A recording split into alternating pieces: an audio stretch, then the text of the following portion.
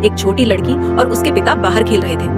तभी अचानक उन्हें एक भयानक दृश्य दिखाई दिया। शहर के केंद्र में एक विशाल मशरूम बादल उड़ रहा था, लेकिन पार्टी में मौजूद लोग अब भी अपनी खुशी में डूबे हुए थे और उन्हें आने वाले खतरे का बिल्कुल एहसास नहीं था। कुछ ही पल बाद विस्फोट की सदमे की लहर खतरनाक गति से चारों दिशाओं में फैल गई और एक पल में सब कुछ नष्ट हो गया। इसके बाद लूसी ने अपनी शादी की पोशाक पहनी और वॉल्ट 30 में पहुंच गई। वहां उसने सुना, नेबर्स में आपका स्वागत है। मैं वॉल्ट 33 का लीडर हैंक मैकलिन हूँ। 12वीं पीढ़ी के प्रशासक ली माउडेमो ने कहा, आपकी चिकित्सा देखभाल के लिए धन्यवाद। हमें यह सुनकर दुख हुआ कि आपने लो क्विक्सियर जैक्सन की भगोड़ा स्थिति के बारे में बताया। जब बैटल में झरना हमारे ऊपर गिरा तो हमने बहुत सारे अच्छे लोगों को खो दिया, लेकिन यह सौदा हमें अपने पैरों पर वापस खड़ा करेगा। हम शिल्प के लिए कोर और घटक प्रदान करेंगे। इसके बाद लूसी ने पूछा, तो क्या मैं शादी कर सकती हूँ? मैं लूसी हूँ, क्या आपका कोई नाम है? आखिरकार दोनों ने अपने रिश्तेदारों और दोस्तों की मौजूदगी में शादी सफलतापूर्वक पूरी की। लेकिन जब वे खाना खा रहे थे, लूसी ने मोंटी से एक अजीब सवाल पूछा, तो आपका एस्क्रम क्या है? आपके वार्ड के डॉक्टर को हर शारीरिक समस्या की जांच करनी चाहिए, है ना? लूसी के सवाल पर उसकी दोस्त केली ने उसे तुरंत रोका।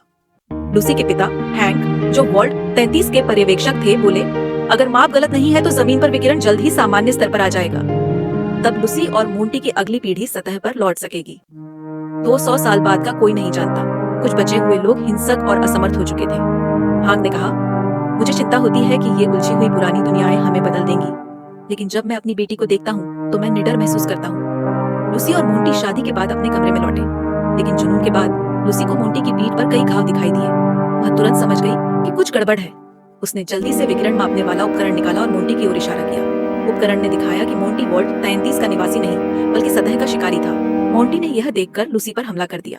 उसने फल काटने वाला चाकू उठाकर लूसी के पेट में घोंप दिया। जब वह लूसी की गला दबाकर हत्या करने वाला था, लूसी ने सिंक में रखी कांच की बोतल उठाई और मोंटी के सिर पर मार दी। लूसी ने दर्द सहते हुए चाकू बाहर निकाला और खुद को प्राथमिक चिकित्सा दी।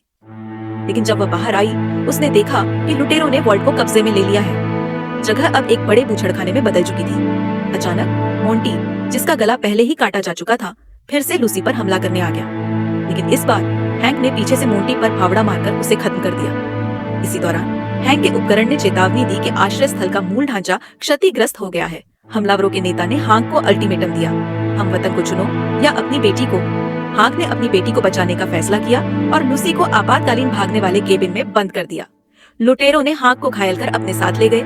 लूसी ने देखा कि कोई उसकी मदद को तैयार नहीं था। उसने अकेले ही सतह पर जाने और अपने पिता को ढूंढने का फैसला किया।